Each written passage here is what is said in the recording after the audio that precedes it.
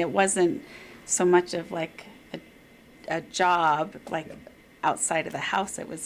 That was a second home If for you us. needed to find anybody, they were always at the store. He would gather up watches and clocks that needed repair in the fall, Sure. and repair them over the winter, and then deliver them in the spring. More often than not, people would be like, we never want to stay here again. The clocks are all ticking. It's incessant. You can't sleep because of the ticking of the clocks.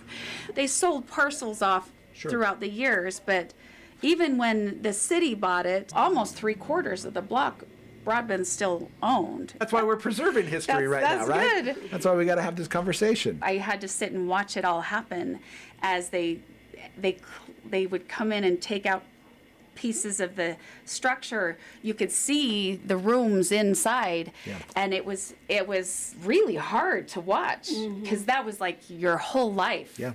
Just getting eaten away and turned into a pile of rubble. As a little girl, it was just All these things to play dress up with. oh right? my gosh, it was amazing. He believed so much in customer service that as a child, when I was about 12 years old, because we all worked at the store. You had to work at the store. I don't care if the phone is ringing off the hook. If you've got someone standing in front of you, the phone can ring. You want to make sure they want to come back.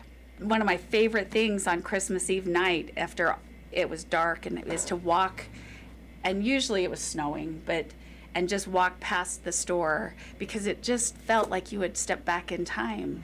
The original nativity set was from Germany. Back in before the war. Wow. Yeah, that it was an old set from Germany, and then the other pieces were just from all over the world. It had the elephant and the camels and all the shepherds, and it was a beautiful set. You had to be aware of what the community needed in order to, you couldn't just have a model and just say that was it. It had to be fluid and adjusting to the needs of the community. Yeah, you adapted very well. Our shelves were empty because we had sold it all. And he always says that there was a difference between want and need. Sure. Yeah. We had to go open the store, get it all set up, and then go to school, and then come home and take care of it, and then close it up and start all over. Arlene, I don't know if Arlene ever took home a paycheck. She would on her tab buy things, take things, and then you'd settle it at the end of the month with a paycheck. And I think she just got paid in merchandise. It would be unheard of now, I think, for an owner of a store to just go do that. But that was, you just fed everyone.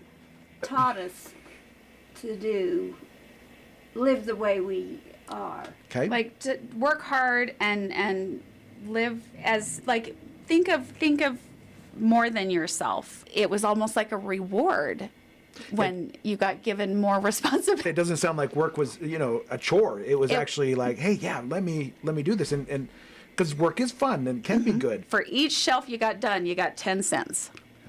So 10 cents a shelf, and it took, 2 hours to do a shelf? Maybe an hour. I don't know.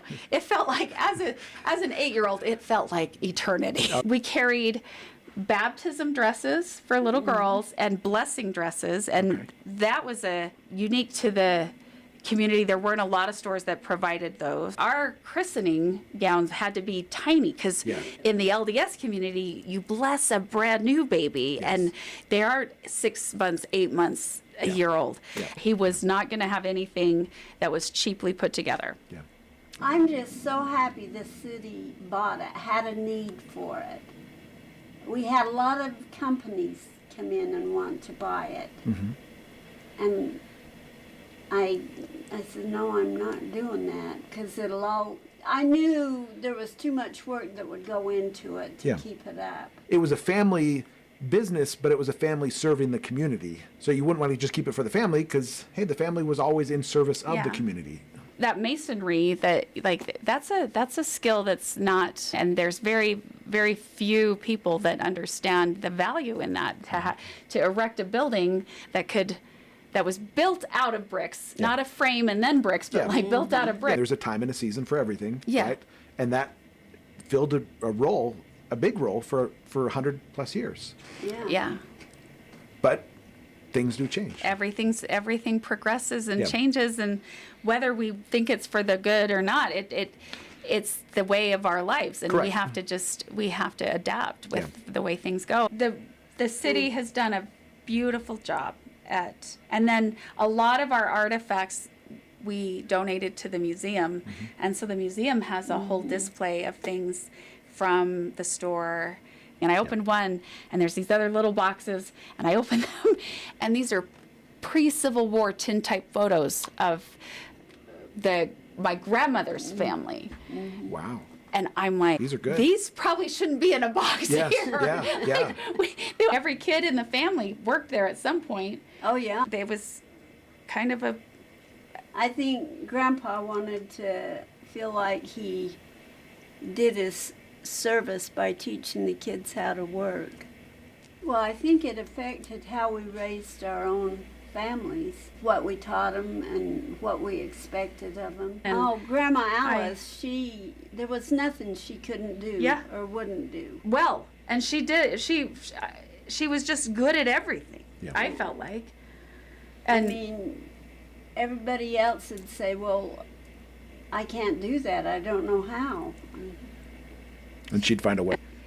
love this community, and my whole family's here. My siblings and everyone's here, and it's You feel like you're home. Yeah. I had friends that rode their horses to school Yeah. in high school.